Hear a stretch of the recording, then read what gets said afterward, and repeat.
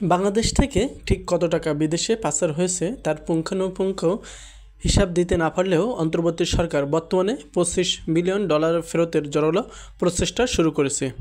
এই সরকারের দাবি, আওয়ামী লীগের দীর্ঘ 15 বছরের শাসনামলে বাংলাদেশ থেকে বিপুল অর্থ পাচার করেছে। তবে বেশিরভাগ অর্থ পাচার করেছে 11টি প্রভাবশালী পরিবার।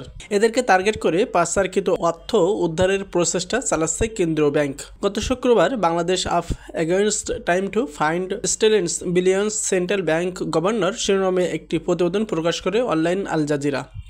সংবাদ মাধ্যমটির ইনভেস্টিগেটিভ ইউনিটকে দেওয়া এক সাক্ষাৎকারের ভিত্তিতে প্রতিবেদনটি প্রকাশ করা হয়েছে। আল জাজিরার প্রতিবেদনে উল্লেখ করে, প্রভাবশালী এই 11 পরিবারের বিরুদ্ধে গত এক দশক ধরে ব্রিটেন, সংযুক্ত আরব আমিরাত, যুক্তরাষ্ট্র, মালয়েশিয়া এবং সিঙ্গাপুরে কোটি কোটি ডলার পাচারের সঙ্গে যুক্ত থাকার অভিযোগ রয়েছে, যাদের সম্পদের সন্ধানে 11টি বিশেষজ্ঞ দল গঠন করেছে বাংলাদেশ ব্যাংক।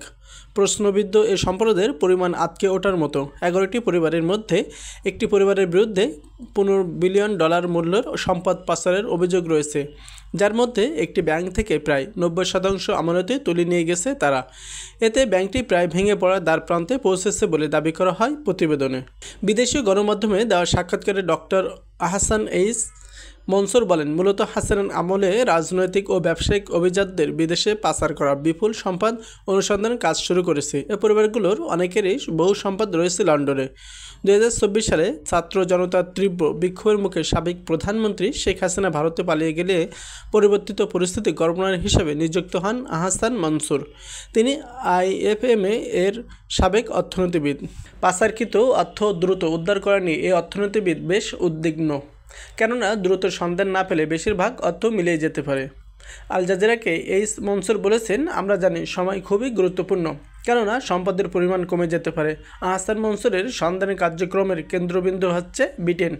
বাংলাদেশ থেকে পাচার হওয়া আনুমানিক $25 বিলিয়ন সমপরিমাণ অর্থ উদ্ধার এবং জব্দ করার জন্য ইতিমধ্যে ব্রিটিশ পররাষ্ট্র মন্ত্রণালয়, কমনওয়েলথ দপ্তর এবং লন্ডনের আইনি সহায়তা প্রদানকারী সংস্থাগুলোর সঙ্গে আলোচনা শুরু করেছে বাংলাদেশ। অর্থ পাচার বিষয়ক একটি বার্তা সকলকে দিতে চান এই গভর্নর। তিনি বলেন, আমাদের মূল উদ্দেশ্য হলো আমরা এই সচেতনতা তৈরি করতে চাই যে বিশ্ব থেকে চুরি হওয়া সম্পদ প্রিয় হচ্ছে ব্রিটেন, আর বাংলাদেশ সেই দেশগুলোর মধ্যে একটি যেখান থেকে এখানে প্রচুর চুরি হওয়া সম্পদ এসেছে।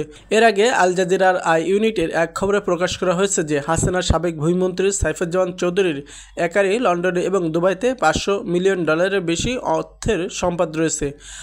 ইউনিটের এই খবরটি গত বছর প্রকাশ করা হয়। ব্রিটেনে সাইফুজ্জামান এবং তার পরিবারের 360টিরও বেশি বিলাসবহুল অ্যাপার্টমেন্ট রয়েছে, এগুলোর বেশিরভাগই লন্ডনে। বাংলাদেশ দুর্নীতি দমন কমিশন ইতিমধ্যে সাইফুজ্জামানের 40টি ব্যাংক অ্যাকাউন্ট ফ্রিজ করেছে এবং তাকে দেশটাকে নিষেধাজ্ঞা দিয়েছে। আর সাইফুজ্জামানের বিদেশ থাকা সম্পত্তি দ্রুত জব্দ করার চেষ্টা করেছে কেন্দ্রীয় ব্যাংক, যেন সেগুলো বিক্রি করতে না পারে। যদিও সাইফুজ্জামানের দাবি আগে হচ্ছে সরকারের সঙ্গে যুক্ত ব্যক্তিদের বিরুদ্ধে রাজনৈতিক উদ্দেশ্য প্রণোদিত ডাইনি হান্ট শুরু করা হয়েছে, তার সম্পদ বৈধভাবে বর্জন করা হয়েছে বলে দাবি করেছেন তিনি। এদিকে বাংলাদেশ ব্যাংক যখন এসব সম্পদ জব্দ করার দিকে মনোনিবেশ করেছে, তখন আহসান মনসুর চাচ্ছেন ব্রিটেন এবং অন্যান্য জায়গায় এসব অভিজাত পরিবারের কোটি কোটি ডলার পাচারের সহায়তাকারী আইনজীবী, ব্যাংকার এবং অ্যাসেস্ট এজেন্টদেরও তদন্তের আওতায় আনা হোক। গভর্নর এইচ মনসুর বলেছেন, আইন লঙ্ঘন করে অপরাধীদের পুনর্বাসনের সহায়তা করেছে এমন এজেন্ট বা ব্যাংক অপারেটর সংখ্যা অনেক। এসব ব্যক্তিদের বিরুদ্ধে কঠোর ব্যবস্থা নেওয়ার একটি নৈতিক বাধ্যবাধকতা রয়েছে।